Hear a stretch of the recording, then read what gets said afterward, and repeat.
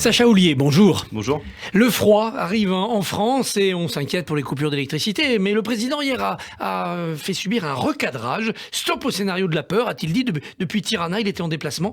Qui était visé par ce recadrage? C'était EDF, RTE? C'était vous, les parlementaires? C'était les ministres?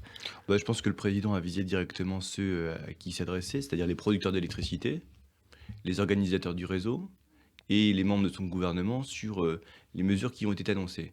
Qu'est-ce qui se passe? On a, ce qu'on sait, un parc nucléaire qui est aujourd'hui en transition. On avait il y a un mois 26 réacteurs nucléaires disponibles, on en a 12 de plus depuis le week-end dernier, on en attend encore quelques-uns supplémentaires, 8 pour être exact, pour atteindre 46 réacteurs nucléaires en tout disponibles en janvier.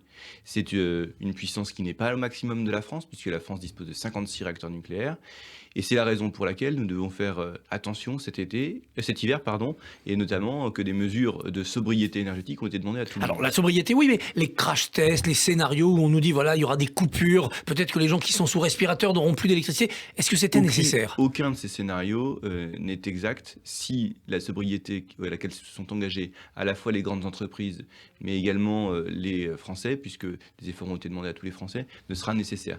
Aucune personne sous respirateur artificiel ne verra sa vie mise en danger, puisque, y compris dans tous les scénarios qui ont été envisagés, y compris même dans celui des coupures, ils seront pris en charge et tout le monde s'assurera qu'ils disposent de l'électricité nécessaire pour faire fonctionner leurs appareils. Donc, le fait de jouer sur les peurs, le fait d'angoisser toute la population sur un hypothétique blackout, je pense que ce n'est pas une bonne idée. C'est la raison pour laquelle le président a réagi aussi vivement. Mais c'était nécessaire peut-être d'expliquer aux Français, si ça doit arriver, comment ça se passe. Gouverner, c'est prévoir. Et on nous a suffisamment reproché, pendant le Covid notamment, de ne pas prévoir. Là, tout est prévu. Tout est prévu pour que, d'abord, les coups de pure n'arrivent pas, pour que le délestage, comme on l'appelle, soit la dernière des solutions. Et que si tout n'a pas réussi avant, eh bien, on y soit prêt et qu'il y ait le moins d'incidences possible, en tout cas, qu'il n'y ait pas de drame causé par un potentiel délestage. Donc, nous sommes loin de ces délestages aujourd'hui, nous avons les moyens de produire de l'électricité, d'équilibrer le réseau, de faire en sorte que chacun puisse en avoir. Encore faut-il que tout le monde participe à cet effort collectif et on baisse le chauffage, qu'on décale certaines machines à laver, qu'on puisse s'arranger pour que l'on consomme moins d'électricité ou que l'on baisse le chauffage tout simplement et que l'on passe ainsi l'hiver dans la situation dans laquelle on se trouve aujourd'hui avec, je l'ai dit, un parc nucléaire qui est moins important. Vous avez confiance dans la remise à niveau qui est moins importante que celle que l'on connaissait. EDF, RTE, vous avez confiance dans ces professionnels ou ils sont trop défaillants? J'espère pouvoir avoir confiance, mais ça c'est l'avenir qui nous le dira.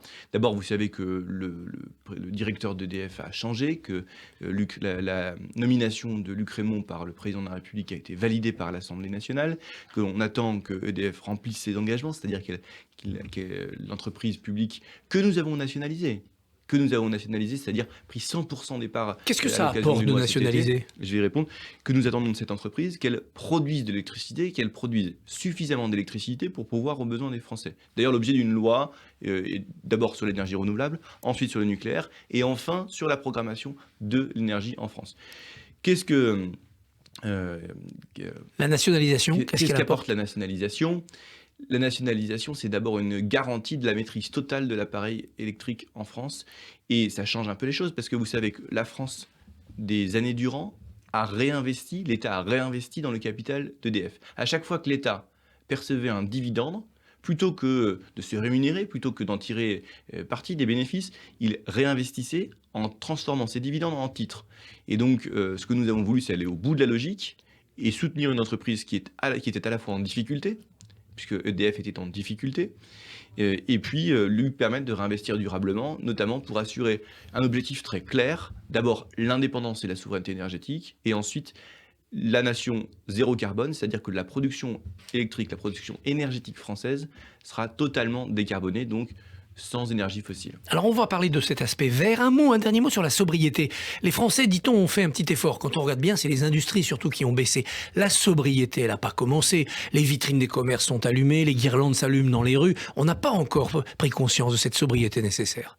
La situation est assez différente selon que vous promenez dans des villes ou dans d'autres. C'est-à-dire que vous avez des villes où on commence heureusement à éteindre systématiquement la lumière la nuit, à avoir des exigences plus prononcées sur les vitrines des commerçants le soir, à pouvoir même éteindre les panneaux lumineux pour ce qui concerne de la publicité nocturne. Et heureusement, cette cause avance. C'est vrai que c'est illogique d'avoir une telle dépense énergétique la nuit, encore que ça n'est pas là où les pics électriques sont constatés, puisque les moments où c'est le plus difficile, c'est le matin au réveil des Français, c'est Et le 18h, soir, 20h. alors, effectivement, lorsqu'on est au repas ou lors de journal télévisé. Et c'est ces moments de tension que nous gérons avec le plus d'acuité, ou en tout cas avec le plus d'attention, parce que c'est là où le réseau peut être le plus mis en difficulté.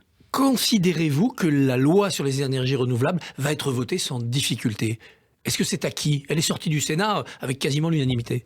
Alors, rien n'est jamais acquis. Ce que je constate quand même, c'est que le Sénat l'a voté à une très grande majorité, pour pas dire une quasi-unanimité, puisque 320 voix contre 5, que les sénateurs socialistes, comme les sénateurs écologistes, comme les sénateurs les républicains l'ont voté. Oui. Mais les députés LR, eux, râlent. Y compris en acceptant des mesures qui sont des mesures d'organisation sur le territoire, de répartition des éoliennes, y compris en acceptant des parcs éoliens en mer, ce que effectivement les députés LR refusent, certainement par dogmatisme, parfois même par démagogie, dans une course à l'échalote un peu honteuse avec le Rassemblement national. Moi, je compte maintenant sur la responsabilité de chacun. Parce qu'on ne peut pas venir se plaindre d'une perte de l'indépendance énergétique de la France et ne pas donner les moyens à notre pays de pouvoir produire de l'électricité en nombre suffisant pour assurer la consommation nationale. Donc, de ce point de vue, j'attends d'abord que ceux qui ont pris les engagements respectent ces engagements auprès des Français. Je parle ici des députés socialistes et des députés écologistes que nous attendons au tournant pour voter ce texte-là. Et puis que chacun... finalement donne les moyens de l'indépendance énergétique, et aux héritiers de De Gaulle, eh bien, qu'ils soient à la hauteur de leurs revendications sur ce sujet. L'Assemblée a débattu de l'immigration, débat sans vote, en attendant le vote de la loi au début de l'année prochaine. Êtes-vous sûr que régulariser les clandestins qui sont dans des métiers en tension, ça soit une bonne idée? Ça n'est pas la seule idée. Il faut un peu dire ce qui se passe. Aujourd'hui, quand vous allez dans une préfecture, quand vous allez dans une juridiction de l'asile, que ce soit l'OFPRA ou la CNDA, quand vous vous rendez dans une juridiction administrative, il y a une embolie totale et une paralysie de tout le système, parce qu'on croule sous les demandes qu'on ne sait pas traiter. Donc il faut fluidifier. Il faut fluidifier. Comment on fluidifie? On systématise. Comment on systématise? On dit qu'il y a toute une partie des étrangers qui ont des casiers judiciaires, qui ont commis des actes de délinquance plus ou moins importants, et que la France n'a pas vocation à accueillir. Parce que lorsque on viole les lois du pays, eh bien, on peut être reconduit, on doit même être conduit, si je dois être plus précis dans les mots utilisés. En revanche, lorsque l'on rend service à la nation, lorsqu'on occupe des postes dont a priori personne ne veut, ce qu'on appelle aujourd'hui les métiers en tension, eh bien, quel est le but du pays que de nous faire finalement parcourir un parcours kafkaïen administratif, de compliquer une régularisation, de rendre difficile à la fois la vie des travailleurs comme celle des employeurs? C'est pas moi qui le dis.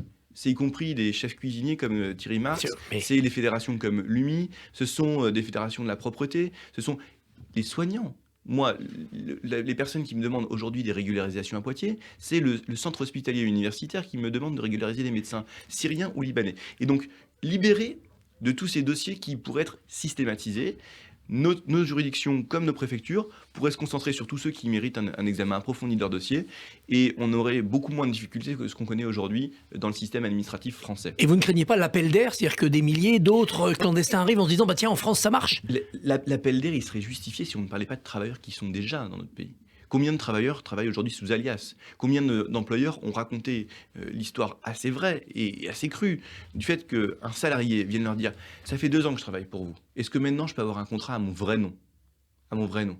Des plongeurs, des restaurateurs, des serveurs, bref, toute une série de métiers où ces personnes-là sont déjà sur le territoire français, sont déjà en situation de travail, et parfois perçoivent des salaires qui, en raison de leur irrégularité, eh bien, n'appellent pas droit à des cotisations. Donc c'est à la fois bon pour les personnes que nous régularisons, pour la pérennité de leur emploi, pour la situation du salarié comme celle de l'employeur, et puis pour toutes les cotisations que nous sommes amenés à percevoir à ce titre. Prochaine réforme sur les rails, la réforme des retraites. Il y aura un bras de fer avec les syndicats, peut-être avec la rue.